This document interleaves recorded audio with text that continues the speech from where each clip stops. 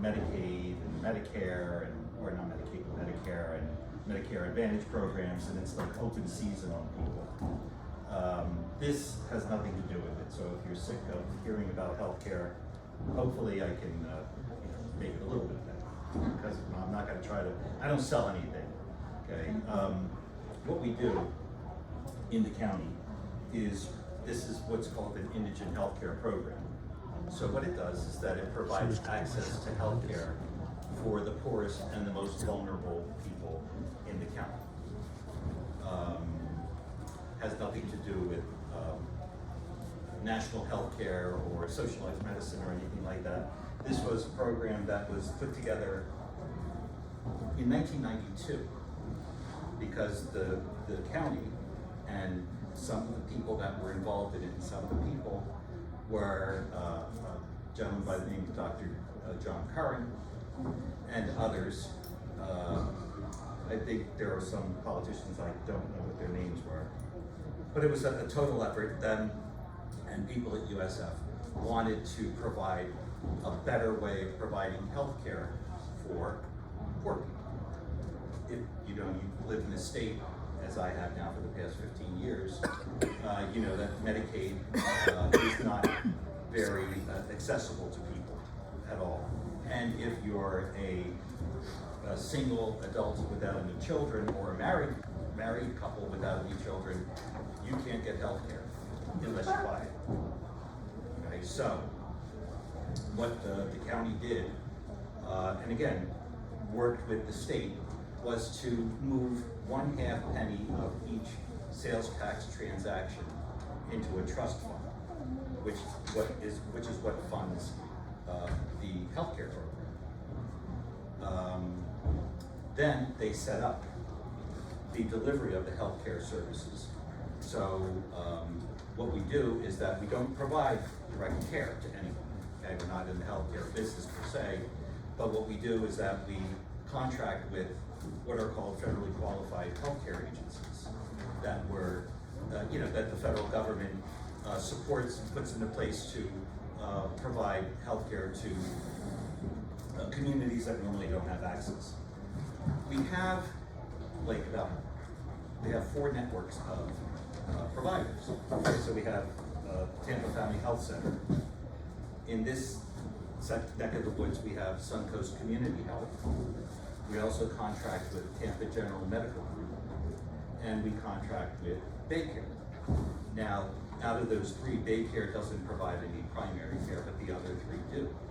And if you notice, there are a lot of these places around. I know that Tampa Family Health Center has about 14, 15 locations. Suncoast has about 10. Tampa General Medical Group opened up their primary care locations to us, so they're all over the place. I know that they have one in Brandon. We also have contracts with all of the major hospitals, whether they're for-profit or not. An HCA hospital or Baycare when it comes to South Florida Baptist or St. Joe's Women's, Children's, Tampa General, Advent Health, all of those we contract with. Okay, so what happens is that this provides health care to the poor, like I said, the poorest people. So it's at 175% of federal poverty guidelines, which translates into $1,900 a month. So if you're one person and you make less than $1,900 a month, you can get health care at no cost to you, provided through this program in the county. The way that we have it arranged is that we structure it like an HMO. So what we do is that we have people who have what they call it a medical home or their home clinic. We encourage them to develop that relationship with that primary care provider. And if they need specialty care, that primary care provider signs off on it, and then they're able to do that. Now, we have a really good network of specialty care providers as well, and we cover just about everything. We also have a contract with them often. So, usually complicated conditions like cancers and things like that, we're able to provide care for, both inpatient, outpatient, follow-up rehabilitation, all of that stuff.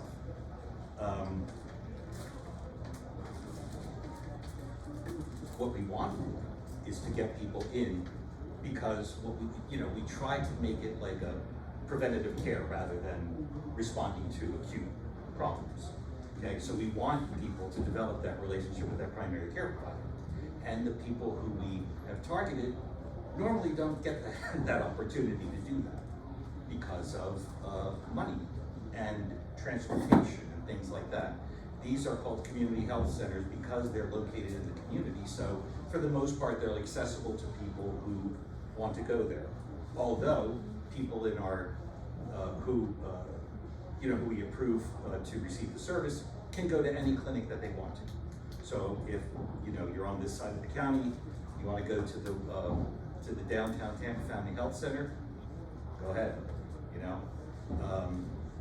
So we really provide a lot of care. We provide primary care, specialty care, pharmacy, inpatient hospitalization, can provide rehabilitation services, dental care, and some limited vision services, all at no cost to that person, which is why we're trying to get this out. Now we provide access, or we have only 13,500 people in the program right now.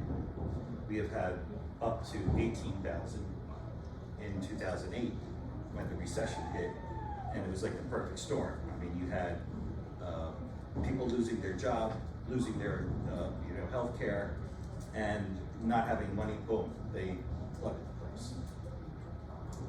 Things have kind of gotten back to where they were, but the days of people receiving health care through their employer as a benefit for free are probably long gone.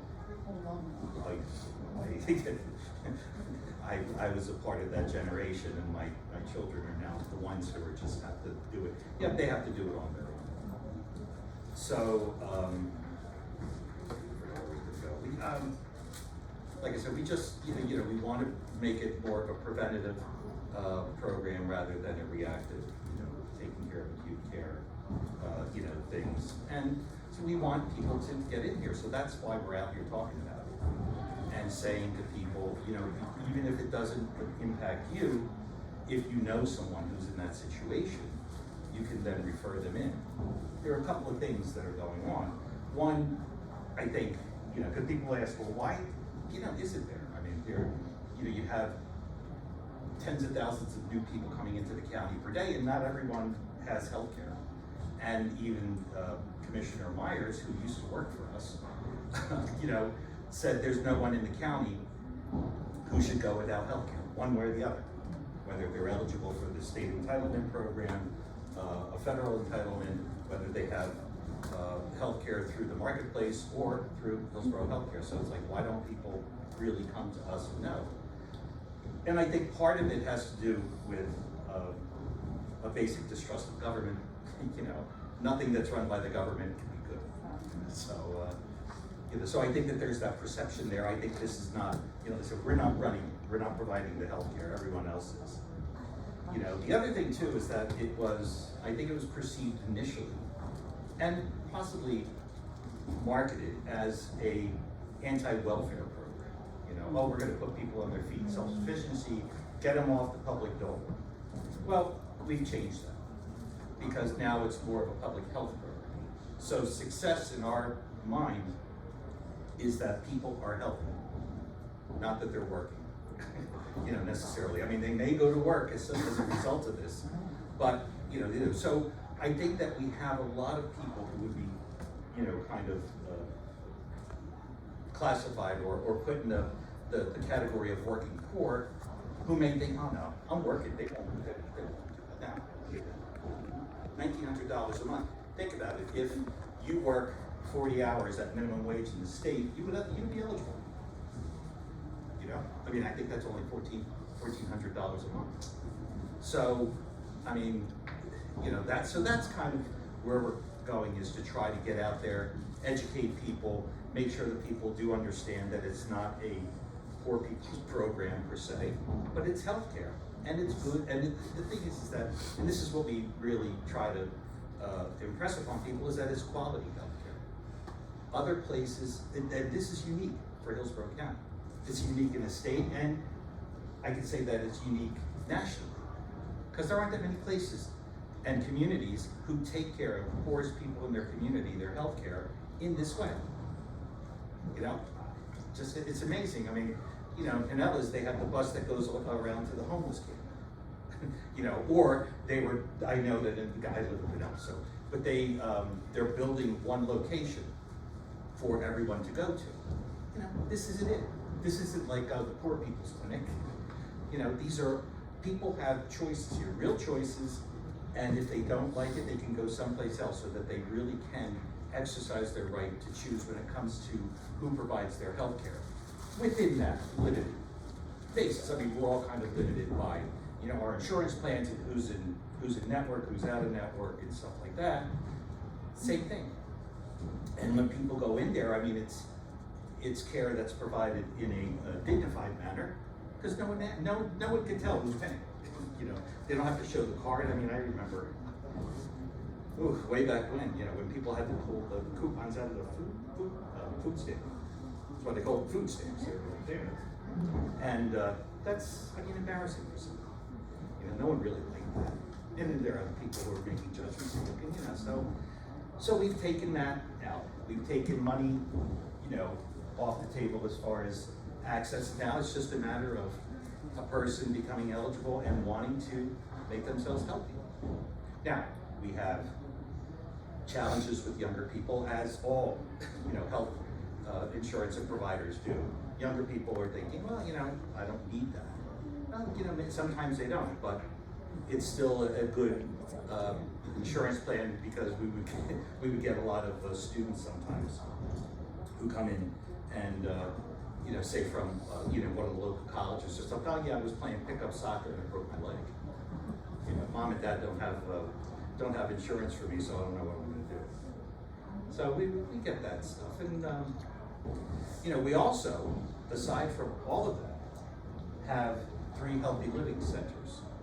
One is located in East Tampa on 22nd at the Lee Davis Community Service Center. The second one is located at the Plant City Community Service Center.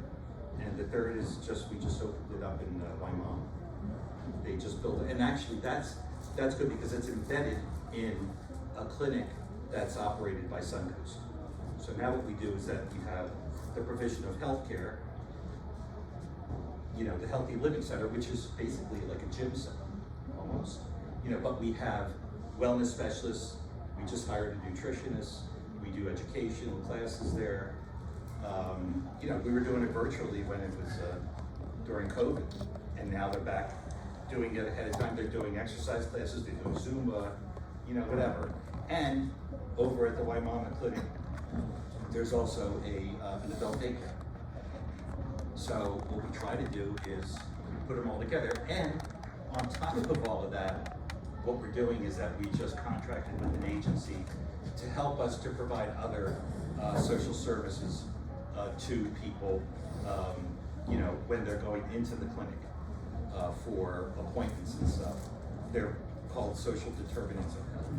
And basically what it is that if a person, you know, I mean, what's good, you know, what's the use of getting someone a prescription if they can't buy it, or they have to drive to get it, they don't have the transportation. You know, what good is their health if their housing situation is unstable or they're food insecure? So we have that, we're starting that, and we're hoping to be able to spread that around to the other clinics. And that is a culture shift in the provision of healthcare, because it's not just, okay, I'll stick, you know, give you a shot, give you a needle in your arm and you're on your way. I give you a needle in your arm and, hey, how you doing? Do you feel safe? Are you in a situation where there may be, you know, domestic violence or something like that, or addiction issues, or mental health issues, or food insecurity, as I said, or things like that. So we're going to try to do that, and, you know, hopefully start to change the way that, at least in the clinics that we contract with, how that is perceived and how the health services are delivered, not just, you know, here's your prescriptions. Question. Sure. $1,900 is not a whole lot of money, but when the minimum wage gets to $15 an hour, are they planning on raising that? Because once it's $15 an hour, it's going to change the whole structure of who really can't afford health insurance and who can. And $15 an hour is not going to be able to afford the health insurance either. No, and you know, we look at that constantly, because right now, like I said, we're at 175% of federal poverty guidelines. Just 6 years ago, we were at 100. What happens is that when we look at, like I said, it is a trust fund. So the trust fund kind of, you know, builds upon itself. It's part of our job to, you know, make sure that it's spent properly, but also that we have enough money to be able to sustain the program in the long run. Every year we do an actuarial, you know, analysis to say, okay, and then they run scenarios. Okay, if we raised it to this, what would it be? If we raised it to that, or if we added this service, you know, and that's what we did when it came to providing dental and vision services. You know, same thing. Okay, if this is the average cost, and we figured these many people are going to go, you know, how much is it going to take, and you know, given the growth, because again, you know, the trust fund is based on a half-penny sales tax. So if people aren't buying stuff, there's no money going in. If people are buying stuff, we're getting a lot of money, so we can then, you know, project that out. So yeah, I mean, that's certainly on the table. Right now, I can tell you there's no specific plan to do that, but you know, we could. And do you go into places like Echo and different places where and make sure that they understand that this is open to them? Oh, absolutely, yeah. The branded clinic over on, I guess it's Parsons. Yeah. Yeah. Right there, we do have a relationship with them. We do have a relationship with Echo. We participate in homeless coalitions and things like that. We're out there. We're out at all of the. We've actually started with the county sheriff's office to do homeless outreach for people. So you know, we are targeting those. We're trying to get a little bit deeper into communities. Those are the places that we go. I mean, I did training for the case managers at the Grace Point coffee shop. It's over on Nebraska. You know, and you know, we trying to get them. We have a group at Metropolitan Ministries, which is called an outreach group. Now they do for us specifically, but they help us out. Also, the sheriff's office, when they created the, I guess, the behavioral health unit, instead of arresting people who are homeless and trying to give them services. In fact, I was just on the phone with them this morning. That you know, we try to we work with them, so they identify people, and I try to help to fast track them so that they're getting them off the street, so that they don't have to go in jail. I have a case manager who used to work at Falkenberg in the office over there and take the referrals. Now they just give us the referrals, but still, I have that person dedicated specifically to the jail. Again, hopefully, if we engage people and they're able to get access to healthcare and their medications, especially sometimes mood stabilization medications and things like that, they're less likely to reoffend and end up back at the jail. So, yes. Do people enrolled in your system have to use designated providers, or do you allow them to go anywhere for service? Well, within our networks, yeah. So you would go, say, you went to the Suncoast Community Health in Palm River. Okay, that would be your medical home, and then within that, now if you had a preference of a specialist, but that they contract with us, then you could go. I mean, it's like any other HMO. So it's not that portable where you can just go to just about anywhere. But you know, we have hospital systems like Baycare, Tampa General, that you know, if you had a specialist, a heart specialist for the sake of argument, at Baycare that you worked with before, and they're in our network, and you say, I want to go see that person, yeah, you have that choice, as long as they're, you know, within our system. Yes? Yeah. How did Obamacare or the Affordable Care Act impact this program, which started way before that. Well, you know what? Well, I'll tell you what, if the Affordable Care, if the state of Florida, they implemented or expanded Medicaid, which they didn't, we probably would be talking about something different with the money here. Now, I'm not sure, we were, when that happened, we really didn't have an idea about what we were gonna do. We were gonna do something. But, I mean, ultimately, it would have been replaced because everyone who receives the service would probably be eligible for Medicaid. But it didn't happen, so it really hasn't had that much of an impact. What has had an impact recently is the extension of the increase in the subsidies that President Biden is doing now, and extending them, making plans on the marketplace more affordable, at least initially. Now, when the increased subsidies go away, we may end up getting people back. I mean, we're competing with people, who are getting care through the marketplace. People can go either way. The one difference that's between us and anything that's offered on the marketplace is that we don't have co-pays and we don't have co-insurance and there are no deductibles. So, if a person, for the sake of argument, would be eligible for Hillsborough health care, they don't have to go, and we wouldn't require them to go through to get something, on the marketplace of the Affordable Care Act. And a lot of people who are working sometimes do that. They can't afford what their employer is offering them. The county's going crazy with the hurricane stuff. Yes, sir? I grew up here, but I moved to New Orleans, and I had no problem getting Medicaid there. It was like, and I moved back here to help take care of my mother, who's in the VA. And I can't, it's a nightmare here. It's like the difference between night and day. And I had no inclination that it would be this world. Yeah. And I've applied, I get all of these crazy phone calls, and they put me on like this, I don't know, they're trying to sell me life insurance, car insurance, insurance for my dog, I mean, shit like this. And I just applied for Medicaid. I was denied. So then I went to St. Joseph's Hospital, which they've been very good with it. I said, well, you're gonna get blue daycare. Daycare blue.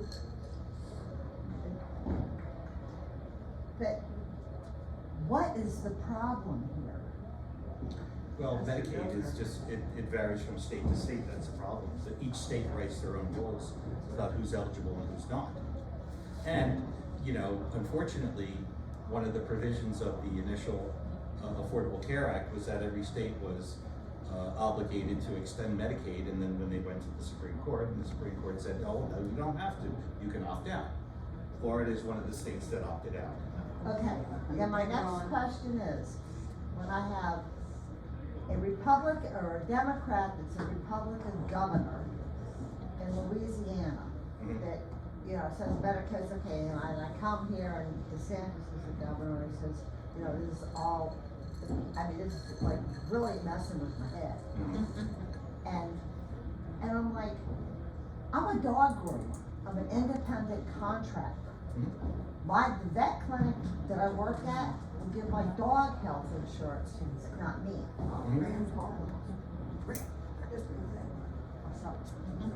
I didn't hear you, honey, but you can tell me later.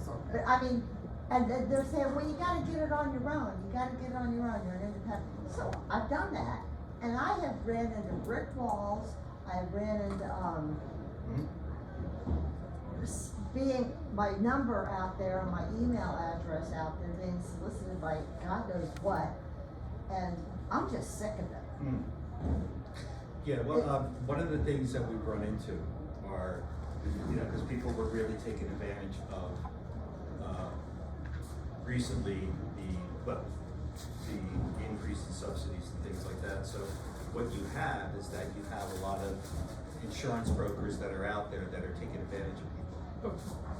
You know, and they'll post up in front of a 7-Eleven, look for a person, hey, you want healthcare? Do you have healthcare? No. Would you like it? Well, I can't. Oh no, we'll give it to you for free. No problem. Here, come on in. Here, you want like a gift card? I'll give you a gift card. They do that, they sign the person up, they don't, you know, and you know what? For the monthly premium, there is no premium, so yeah, it's free, except they have a $2,500 deductible. You know, and they have co-pays. They can't afford that. I've run into people come to us all the time, and they say, listen, I'm on Florida Blue, but I just can't, I can't afford it, I don't do that.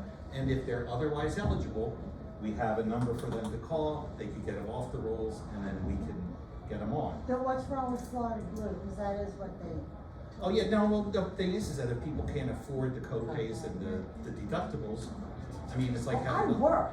No, I know. I mean, You I could go have there a too. job. Right, yeah, there's nothing wrong with Florida Blue, but I'm just saying that other people may not, because they're getting poached. That was one of the things that Obama tried to get rid of, and, people made fun of him.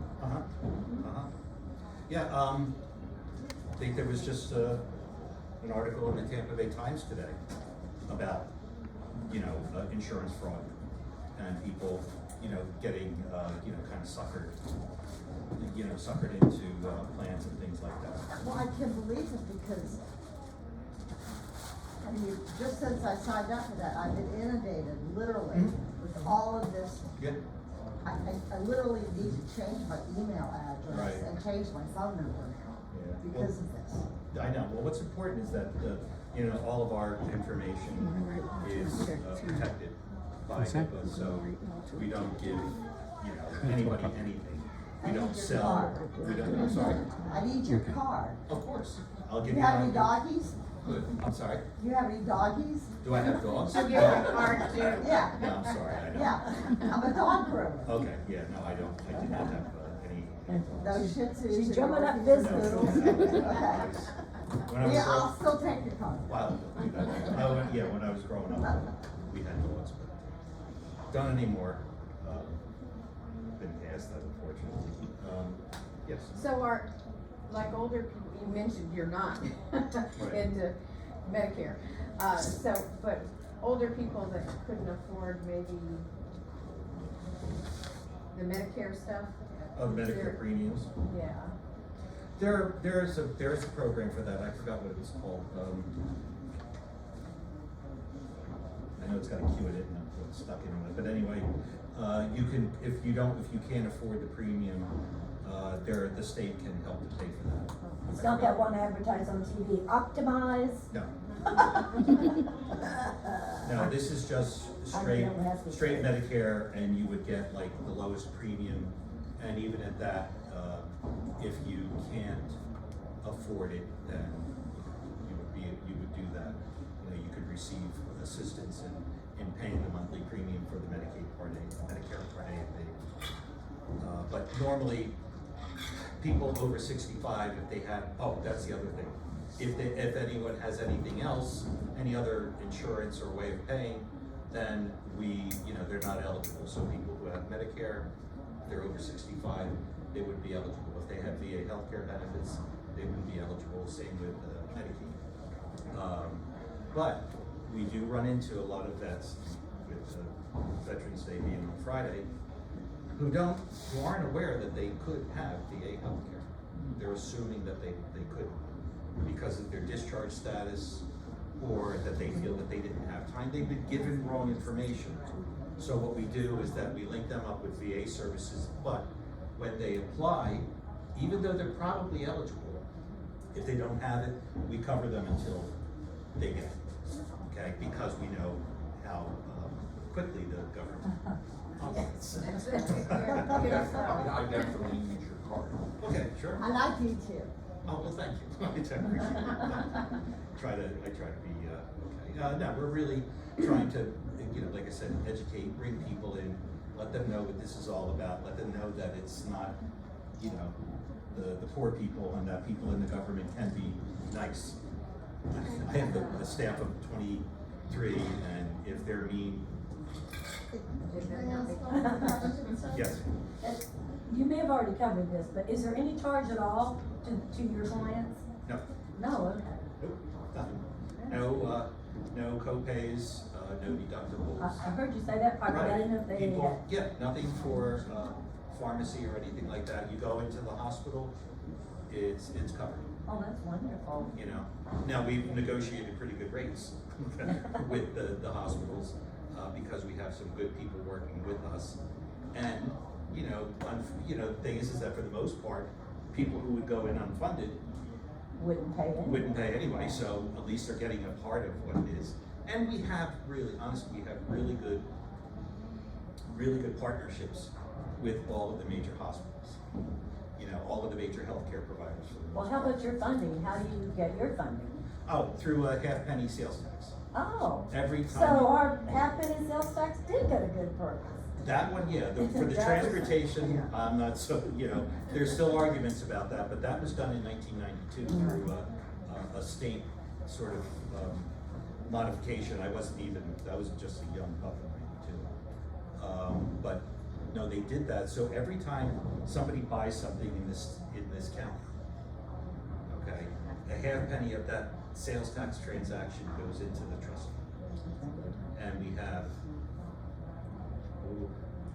have a few dollars in there that is able to operate all of this and do all of that and allow us to provide that health care for everyone who needs it. If you're so inclined. And again, this is not necessarily, if you guys are interested, it's one thing. If you know people who potentially could benefit, please let them know. There you go. Sir, Yes. one more quick question. I don't wanna interrupt you anymore. No, it's all right. Um, I'm here. Do we get to talk to a real person? Yep.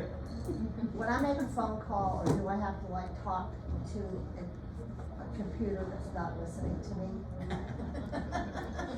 It's like We have a group of people in member services who are ready to help you and talk, and the supervisor of that service is named Jim Joyce. He's one of the nicest guys I know, so yes. Because I've had numerous conversations with these computers, and I start telling them my problems, and they're like, it's a computer. You know what, yeah, it's taken a long time to, again, pulling out in healthcare in the county, healthcare from social services.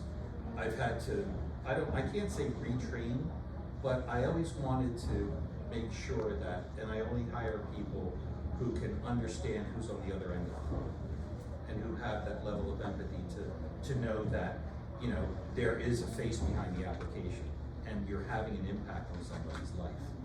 And that, you're there to listen for the most part, and not only listen, but to help.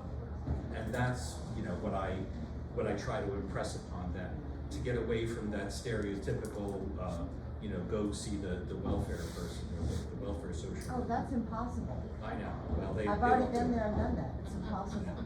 Well, that's why, and it gives social workers a bad name, but, Well, some of us are okay.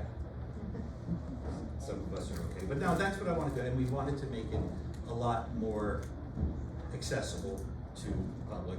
Not only give them access to healthcare, but, make it accessible to them coming in. Just be a little bit more welcoming, so.